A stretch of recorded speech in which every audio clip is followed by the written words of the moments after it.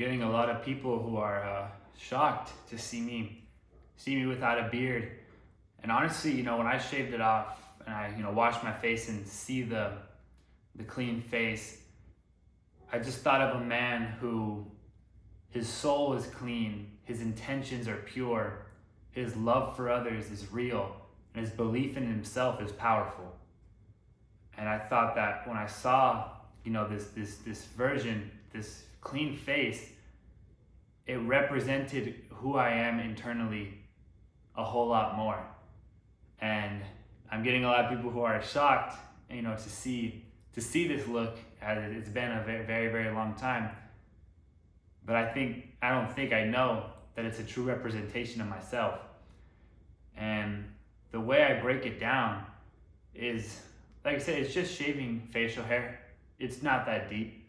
But when I think of it, that I want my external view to represent my clean and pure and loving internal state, is something that means, a whole lot to me.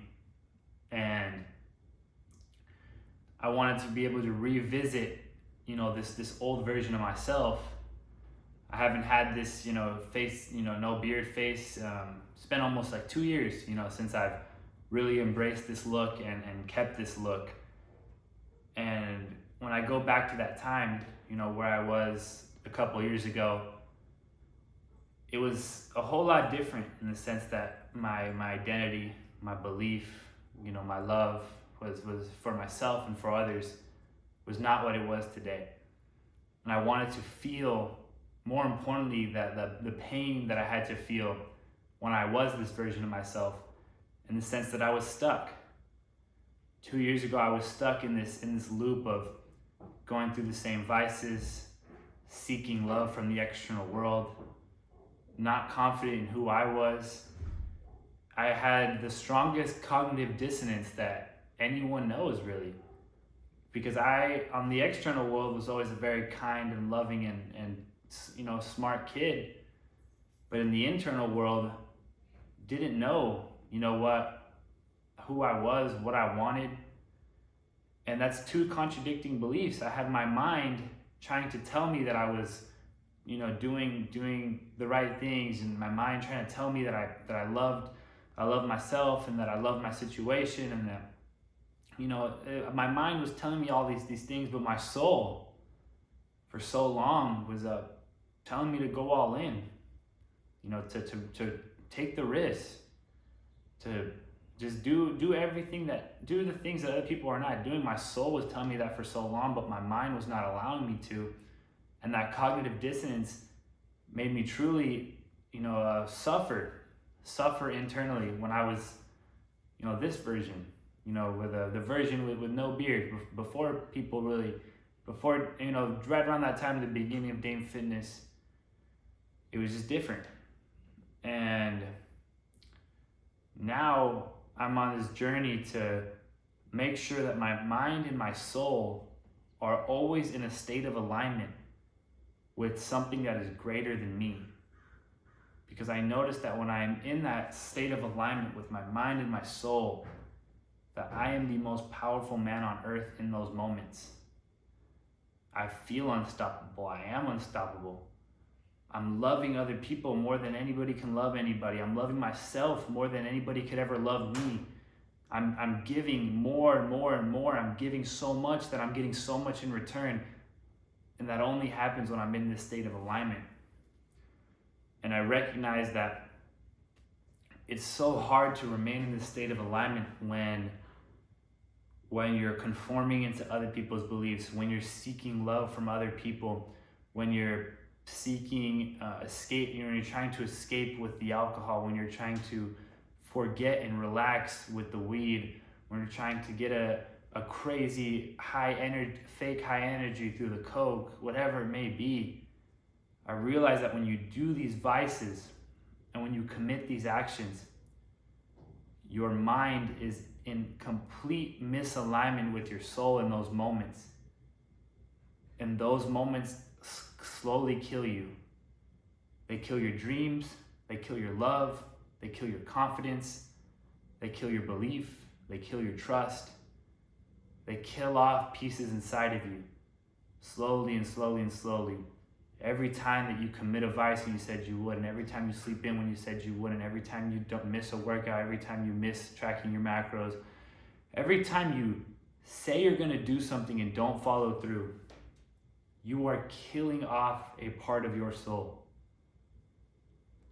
And the system has caused you to do this over and over and over again for years and years on end of your life.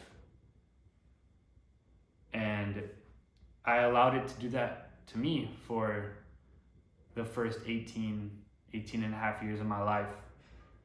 And now over this past year, you know, I've made such an intentional effort to keep that mind and soul in alignment, but it's been so difficult. It's been so difficult because we all live in this world that's trying to take you out of it. And when you start to take on other people's problems and other people's stresses, it elevates you to a whole nother level. And it's the greatest blessing. It's one of, if not the greatest blessings that you can have. But you have to remain in alignment with your soul and understand that you need to remain in a mind state that allows you to continue to act in alignment. And that is how you make more progress than you could possibly ever imagine. And I think a lot of you guys might think or say that you're in this state of alignment because you woke up early for one day. You know, you've been working out for a week. You've been eating a little bit healthier for a week. But you haven't done it for a prolonged period of time to really be able to reap the rewards. And you guys are so fucking superficial that when it doesn't happen in a week, a month, a couple months, you quit. And I'm really yet to see someone commit to something for a prolonged period of time and reap the benefits of it. And I'm in the middle of it right now. I've reaped some benefits, I've reaped some rewards, but I'm, just a year, really. I'm just a year committed, giving it up my all, putting everything into it.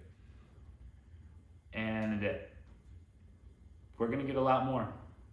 We got a lot more to come and a lot more answers to find from within.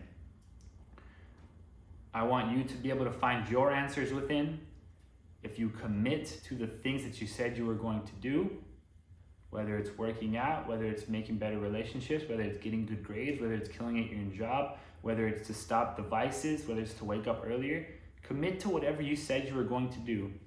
And then once you do that and you begin to pick up this momentum, revisit those moments of pain while you're in a high frequency mindset and find the answers. But don't revisit those moments of pain and suffering when you're at a low frequency state, because you cannot define yourself there, because you will only find the negatives. But as soon as you begin to pick up momentum and do the things you said you're going to do, revisit those moments, find the answers, and your answers might be different than mine, but I know that when you do find the answers, we're going to be able to have the greatest conversations on this planet Earth. I love you guys. Catch you guys later.